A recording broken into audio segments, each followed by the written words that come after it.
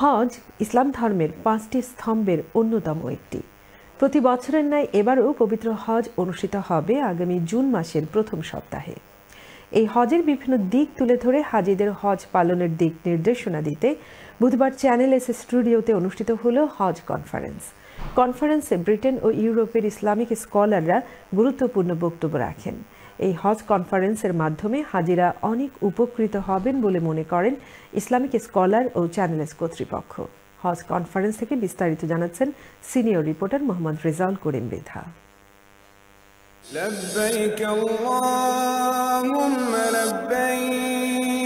হজের নাম শুনলেই পবিত্রতায় ভরে যায় মন। শারীরিক সুস্থতা, অর্থনৈতিক সচ্ছলতা ও রাজনৈতিক প্রতিবন্ধকতা না থাকলে প্রত্যেক মুসলমানের জন্য হজ ফরজ। বুধবার চ্যানেলসের স্টুডিওতে হজ উপলক্ষে এক কনফারেন্স অনুষ্ঠিত হয়।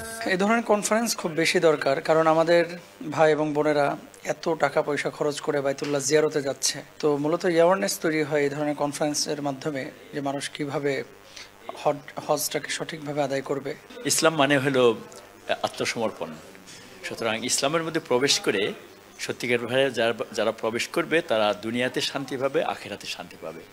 সুতরাং ইসলামটাকে আমাদের বোঝা দরকার, জানা দরকার। সেটা হলো মৌলিকভাবে কয়েকটা বিশ্বাস: তৌহিদ, রিসালা, আখেরা।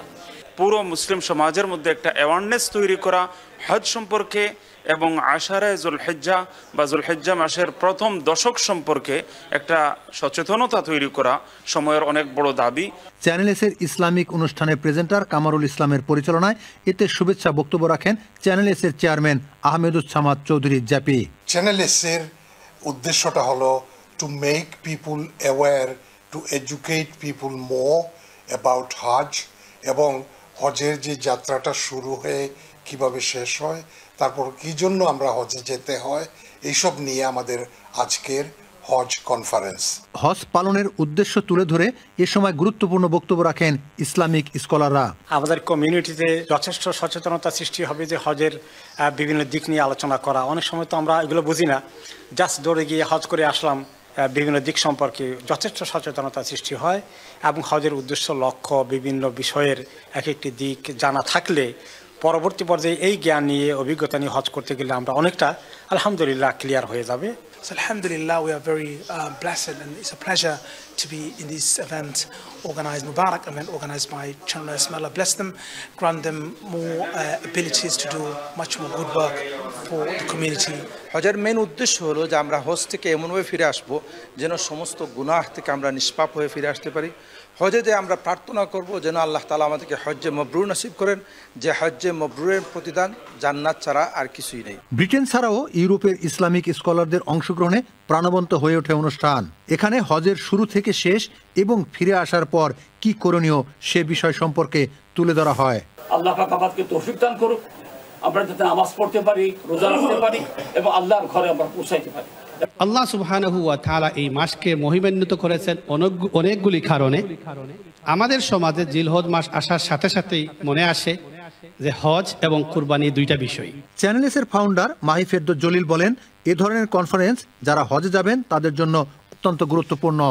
নামাজের মাঝে 19টা ভুল হইতে পারে, অনেক রকম। কোরআন শরীফ পড়ার মাঝে আমরা সহিভাবে কোরআন পড়ি না, আল্লাহর ডাকতে সময় সহিভাবে আমরা ডাকি না। হজে যাওয়ার আগে আমার সিম্পল কথা হইলো যে আপনারা হজ সম্পর্কে জানবা যাতে গেইনও ভুল করেন না, এবং স্পিরিচুয়ালি আপনারা কানেক্টিভিটি গেইন করার লাগে আপনারা পিওর করতা, নিজেরে আরো পিউরিফাইড করতা, যাতে আল্লাহ আপনারা কবুল করেন।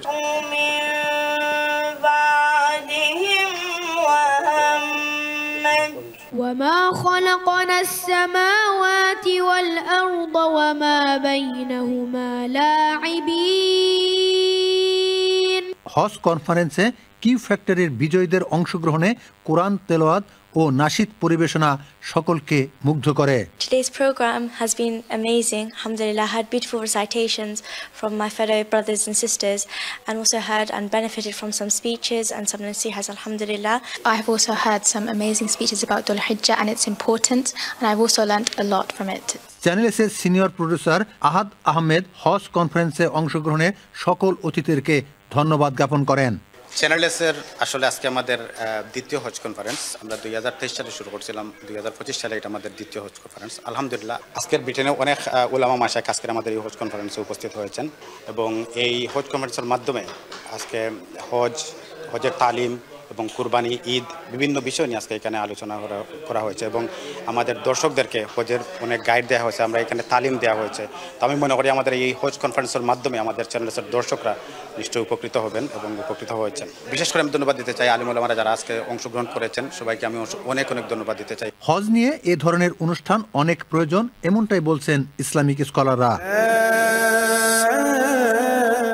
Mohammad Rezal Karim Mridha, channel S news, London.